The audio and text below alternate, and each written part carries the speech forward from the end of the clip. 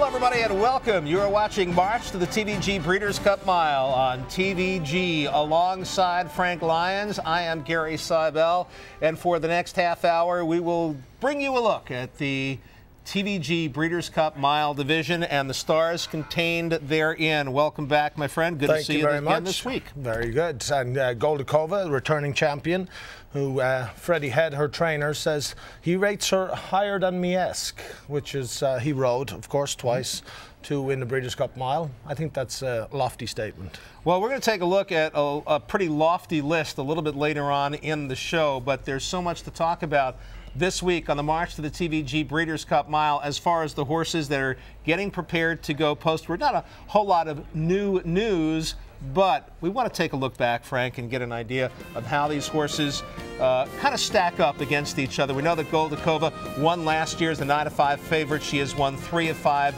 races since. Gladiators, for example, 6 for 6 over left-handed courses, so that should be interesting. And he was the highest rated horse in the world in March. Well, here is a look at the pre-entries, which we got on Wednesday, and the asterisk means that those horses have been cross-entered. Awesome Gem for Craig DeLassy, Colonel John, Owen Hardy, and the logo means it's a Breeders' Cup Challenge win, and you're in race victor, as Court Vision was with, let's say, the Shadwell Turf Mile. That's exactly right. He looked terrific, and I heard he's training super since that race. Rick Dutrow really happy with the way he's coming up to the race. But how about Awesome Gem and Colonel John? Their first preference is in the Breeders' Cup Classic. I mean, they would be great additions to the TVG Breeders' Cup Mile, but obviously they've got their sights set on the Classic. Where do you think they actually will wind up going? Well, I think they'll go, Awesome Gem will go in the Classic anyway. He's only won 1 for 9 on the grass, and he's a long shot in either of the races. But if he does decide to go in the Classic, you know, he's got a chance maybe to pick up a few of the pieces. I'd say third is about as great as I could see him finish. But this is a look back at his try on the grass. This was the Eddie Reed back in July. He was second in this race. He was second to Global Hunter, and he finishes 3/4 of a length ahead of What's the Script. And it's Global Hunter clear on the lead. Watch the Script. Awesome Gem, Artiste Royal. But Global Hunter's too good today. Global Hunter and Corey Nakatani have won the Eddie Reed. Awesome. Well, Awesome Gem was 6th, beaten 4 1/4 lengths in the 2008 Breeders' Cup Mile. Should he go in the TVG Breeders' Cup Mile, why do you think he might win it? Well, why do I think he might win? I don't really know, but this is in good form. He's coming off 2 second place, 100 buyers for the first time since 2007, 2008, so he's in good form.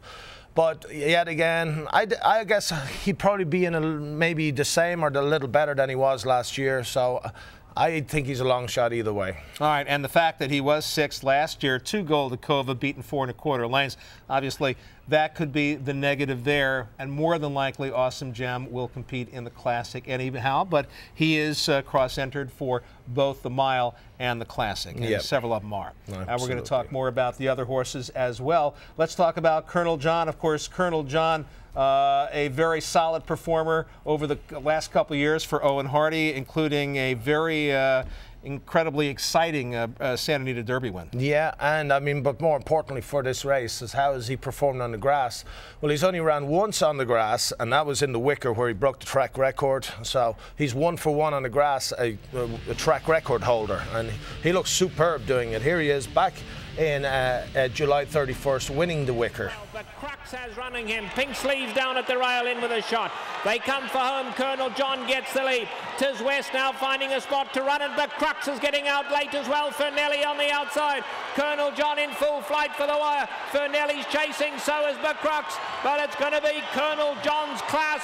Too much for them, and Colonel John takes the Wicker.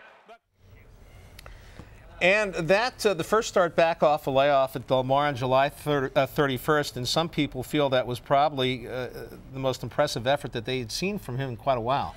Yeah, you see, I guess they're trying to make a stallion out of Colonel John, and to win the Breeders' Cup Mile wouldn't really do anything to advertise the, you know, how much he's worth. But to win the Breeders' Cup Classic, which, you know, he'll be probably, you know, 6 to 1, 7 to 1 in the Breeders' Cup Mile, but in the Breeders' Cup Classic, he's going to be like 20 to 1. So, but they're going to take their chance in the Classic anyway. It's 5 million, isn't it? And if he happened to pull off the upset, then he'd be worth a lot of money at stud. All right, one of the reasons possibly he could win here, the fact that he ran that fastest turf mile of the Del Mar meet, and the reason why he may not, because he may go to the Breeders' Cup Classic. That's a good way not to win the TVG Breeders' Cup Mile, is to race in a different race. Yes, exactly. All right, let's talk a little bit about Courageous Cat here, who has made 7 lifetime starts with 3 victories. Ramon Dominguez rode this horse last time out off the layoff in the Grade 1 Jamaica Handicap at 1 1/8. But we're going to talk about a race that took place at Saratoga. That was 1 1/8 on the turf there, and it was the Hall of Fame Stakes, a Grade 2, with Kent DeSormo aboard, setting the stakes record in winning this race on August 14th. Yeah, he's a beautifully bred horse. Might be the best bred horse on the whole card on the Breeders' Cup. He's by Stormcat out of the Rahi mare Tranquility Lake. That's a superb family, owned and bred by Mr. and Mrs. Pam and Marty Wygod. And you can see he's winning this race fairly easy. He's just he's green now. He's just doing enough. Like, he's switching leads back and forth, which would indicate to me that he hasn't really got his mind on business. He may have needed that last race. He was 3rd in the Jamaica to take the points, where he was the 4 to 5 favourite. He may have needed that race, and he might be a sharper horse now come Breeders' Cup.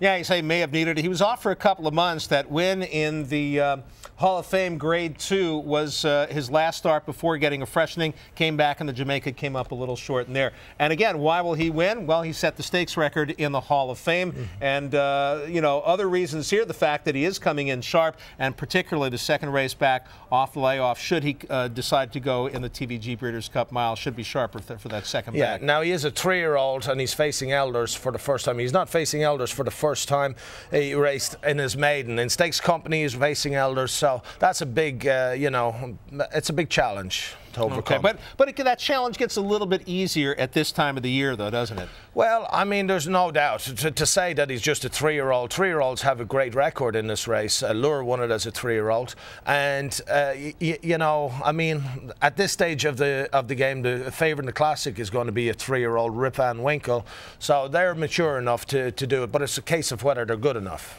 Okay. Courageous Cat. Now we're moving to Court Vision, and we're doing it in alphabetical order. And we're moving to Rick Dutrow Jr. as the trainer of Court Vision, who we spoke to last week, by the way, on the show. And he is very high on the way Court Vision has been coming around. Yes, he was very high.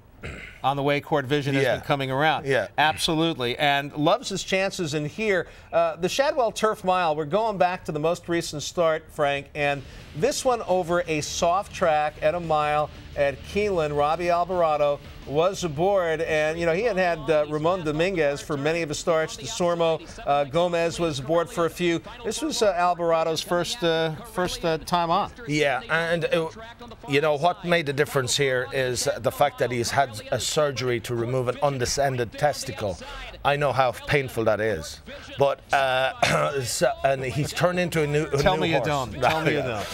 When you seen him on the track before the race, he looked like new money. He looked like a new horse, a horse that had found a new lease of life. He's enjoying his game. He will be a good bet on the card, you know, at a big price. If you take a stab on a horse, I'd say Court Vision would be a good one. All right, give us some thoughts on why he may not win the TVG Breeders' Cup Mile. You know, is the bounce theory possibly in effect for that second off the layoff, particularly after, you know, a pretty hard-fought win in the Shadwell Turf Mile over soft turf? Yeah, now talking to Mike, talking to Rick Dutrow, you wouldn't think that there's going to be a bounce come in to effect because he's training great. But the reason why he won't, or he may not win, or he won't win, is because, you know, I talked to Mike Iveron, and he was saying, and Rick Dutrow, and they were saying how great he's doing. Well, you have to be great to win this race. You have to come into the race great, because there's 5 or 6 of them that are, you know, they will be doing just that.